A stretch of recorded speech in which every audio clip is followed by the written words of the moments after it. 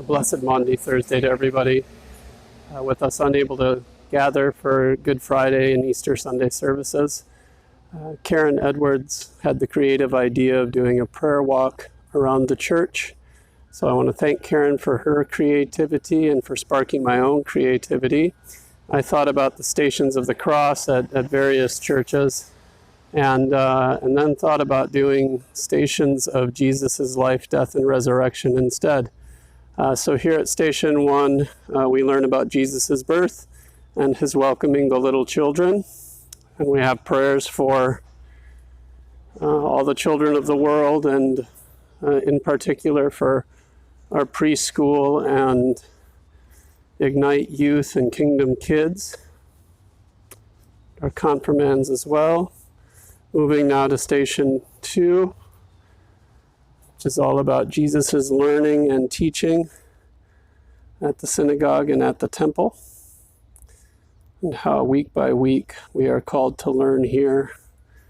And we ask you to pray for pastors and priests and educators, Sunday school teachers. Moving to Station 3, we remember Jesus' feeding the 5,000 and his Last Supper with the disciples, and how we are called to be the body of Christ Jesus in the world and share the cup of mercy and salvation. Now coming back down the stairs, and by the way, the general areas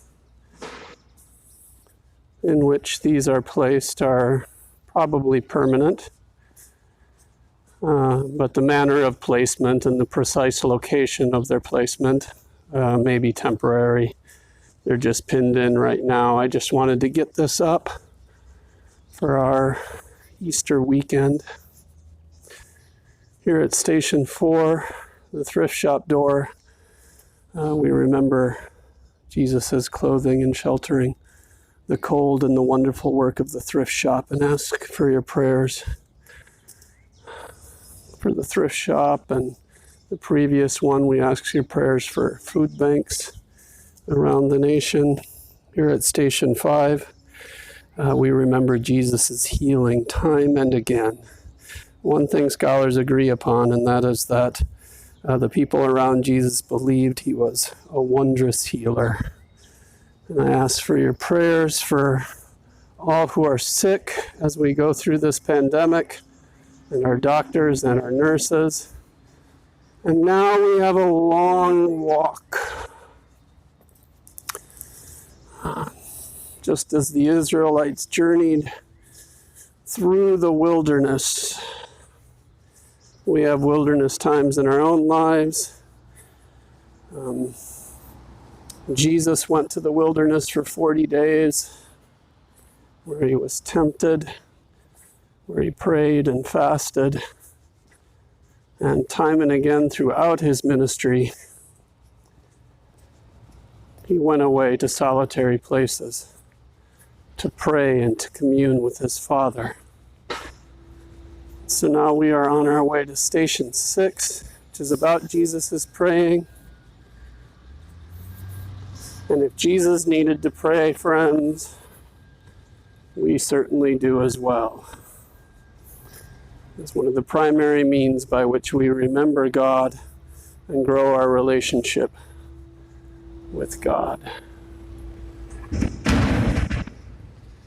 And at this station, we ask you to pray for our prayer team. When they're able to gather, they gather on Tuesdays after our Bible study, and they lift up prayers for all of you. So I ask you to please pray for them as well. I'm sorry for the noise here, the construction going on. But the second to the last station is remembering Jesus' death on the cross. The salvation of all the world is putting sin to death.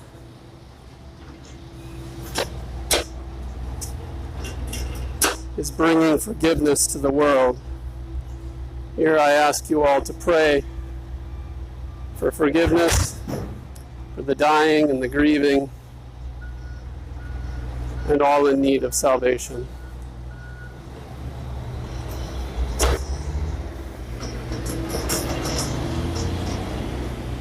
And now moving to our last station.